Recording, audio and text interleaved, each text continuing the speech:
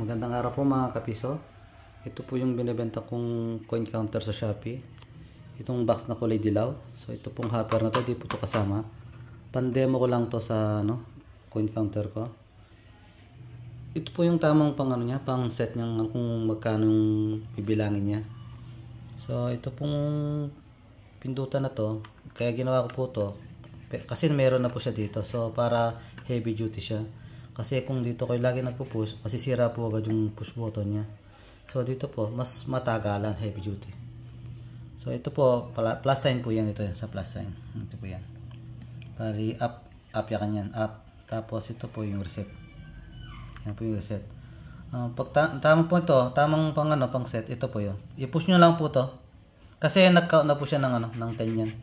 So yan, nag-count na sa 10. I-push mo lang to, hold and push. Yan. Hold lang po. Yan, mabiblink po yung isang sa 100 yata yan, 10,000 100,000. Ito po yung selection niya. Yan. So i-set po natin ng 5 pesos kasi 10 ngayon eh. Lagaw natin 5. Lagay ko lang sa 0. Sa 0 lang, no?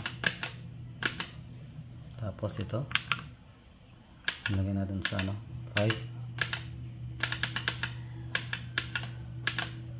Yan, tapos ito. I-off muna natin, no, para di siya mag-activate.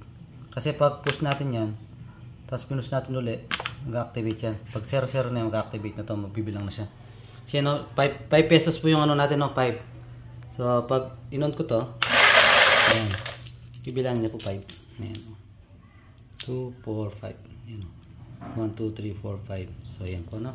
So pag bilang ulit, push mo lang to. Isang push lang to, ito sa reset. Magbibilang niya 5 ulit. 2, 4, 5, yan. 5 ulit yan. So ganun lang po yung pag settings niya, sir. Patay mo muna natin dito, tapos i-hold natin dito. Yan, push and hold. So ito po yung selection niya. Nasa 100,000, 10,000, 10,000, 100, tens, tsaka ones. Yan.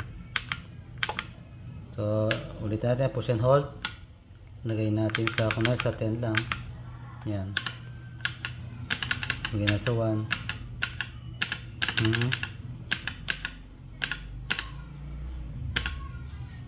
Yan, tapos ito 0.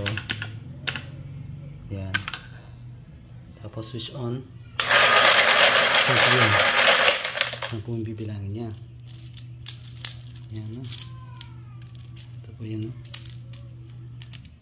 2, 4, 6, 8, 10. Yan po yung binilang niya, sir. Accurate po siya. Ito po yung coin counter. Dito plug and play na po yan, sir. Ito po yung niya. Ito yung tamang niya. Orientation ng yung sa socket niya sa hopper.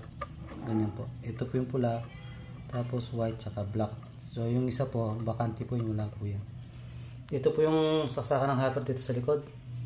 Nasa likod po siya, kaya plug and play na po yan. Hindi na kailangan mag-wiring. Sasaksak na lang. Yan, okay na po. Maraming salamat po sa mga nagabil. God bless.